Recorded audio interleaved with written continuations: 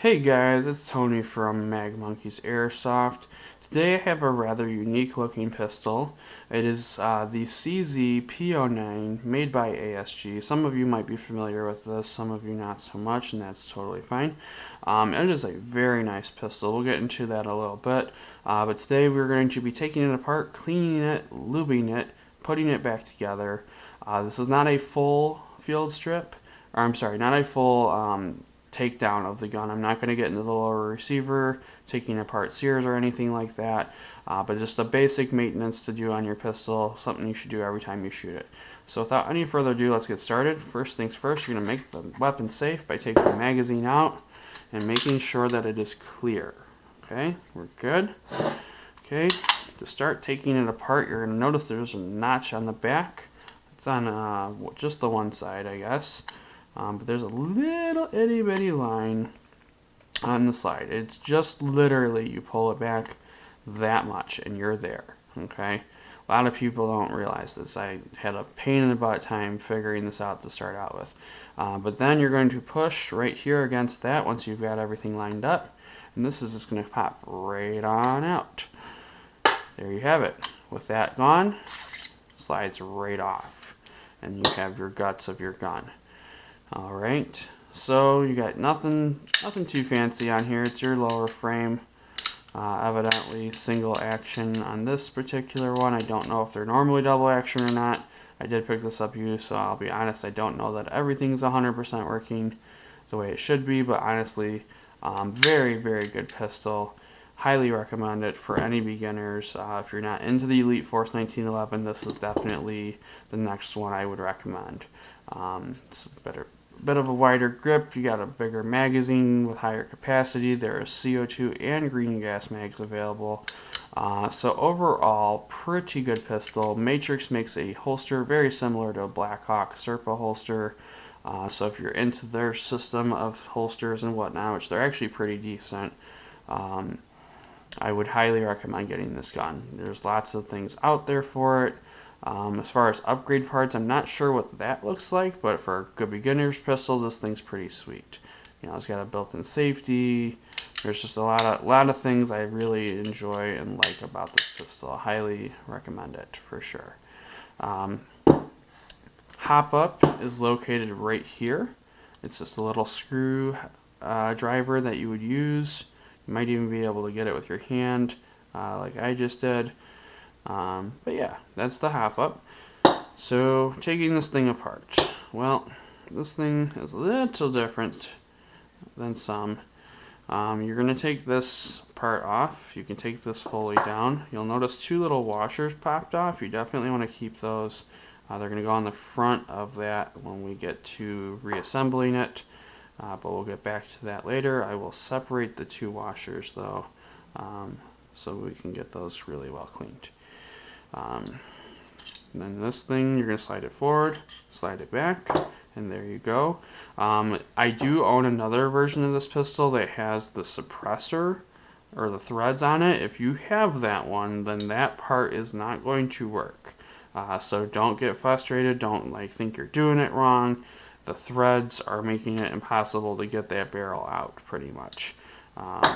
Which, by the way, a little side note, unfortunately, yes, while they added the threads and it looks nice, functionality-wise, it does not work out. You put any weight at all on the front end of it and it will not cycle properly. Trust me, I tried, even with a little cheap $2 suppressor made out of nothing but plastic. It was still too much weight for the gun to even cycle correctly. So the threads look nice, yes, but can you use them? No, you cannot. Not without having problems. Alright, so getting into what you're going to want to do. When cleaning any pistol, I highly recommend that you just wipe everything down, really get a feel for it, get to know your pistol, treat it with some love. No, I'm all joking aside, anything metal on metal, you want to wipe it down. Really, you just want to wipe down everything. You can never over clean a pistol as long as you're not like shredding the paper towel and then getting that in those places that it shouldn't go. But you're going to find that you're going to have gunk everywhere whenever you shoot it. So yeah, This gun, like I said, can run on CO2 or green gas. Not sure really which one's going to run cleaner. I highly recommend green gas for summer outdoor use, indoor use in the winter, etc. CO2 can overpower this gun, and any gun really, so I highly recommend that if you don't have to stick with CO2 when you're given the option of green gas, that you stick with the green gas option. Most guns are generally designed and built with green gas in mind.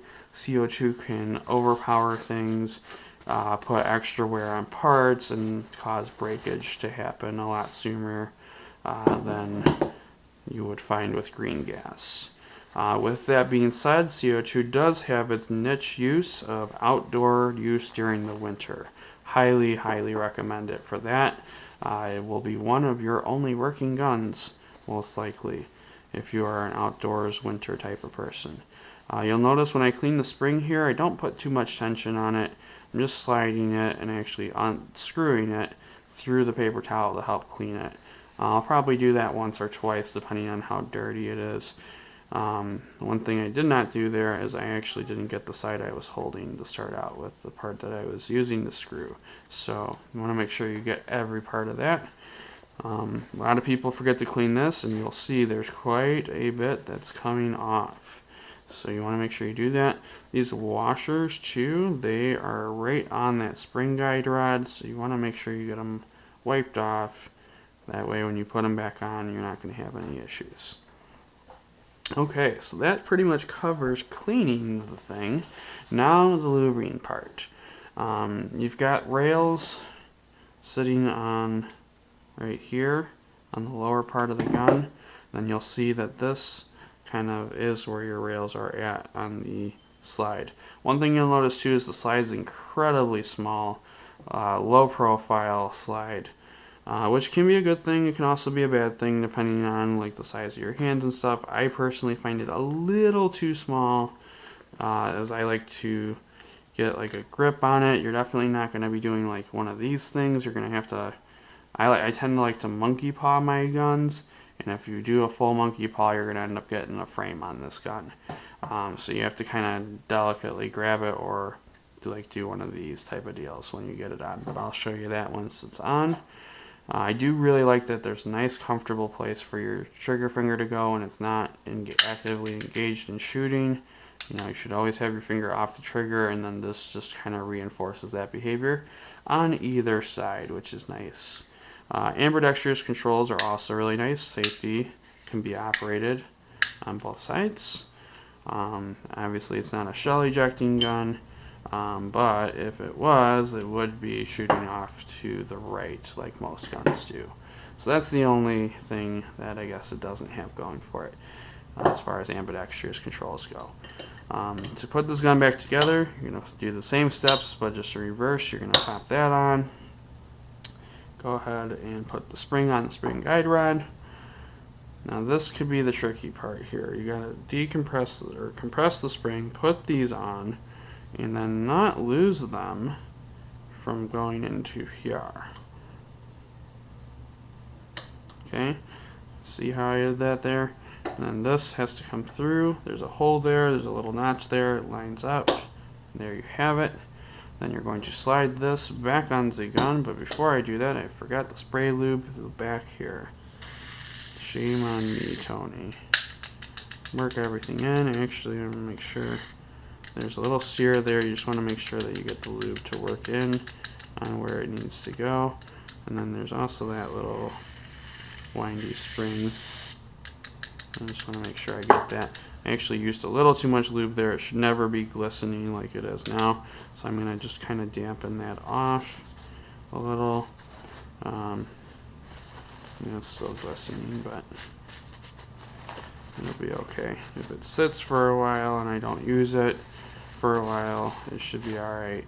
The only thing with over-lubing a pistol that I personally warn against is getting lube into the hop-up chamber. That can cause your hop-up bucking to swell, which is no good for you. Can cause jams and other sorts of misfeeds, problems that you just really, quite frankly, do not want to deal with. Now putting this slide back on, it's right, I found out this earlier. There's this wonderful sear here that if you could push on this thing all day long, and if you get it on, that sucks because it usually means you broke the sear. You have to push this down, and then it slides on. Then you gotta line that up again. If you just try to jam this thing in here, it ain't gonna work. You line it up. You'll notice a little notch aligns in that little hole there, if you can see it. Maybe you can see it better. There's a little notch there. That's got to line up. Right in there. See, it's kind of finicky to get this thing on. Once you find it, you've got it secure. Check it, make sure. Put a mag in. Do the good old, does my mag catch work? Yes, it does. And you are good to go. I always do just a quick little external wipe off of the gun as well, make sure any lube that is coming out the sides is taken care of. Alright guys, well that is it for the CZ P09 made by ASG. I hope you enjoyed the video, hope the review was helpful for some of you considering it, and those of you that are trying to figure out how to get this darn thing apart at home. Hopefully that will do it for you and help you get to the inside of your pistol to help troubleshoot things, clean it, lube it, put it back together, type of deal. I'll see you guys on the next video. Please feel free to leave a like, hit us up, and subscribe to us. Check out our other YouTube channel and take a look at the Facebook page. Thanks for watching, guys.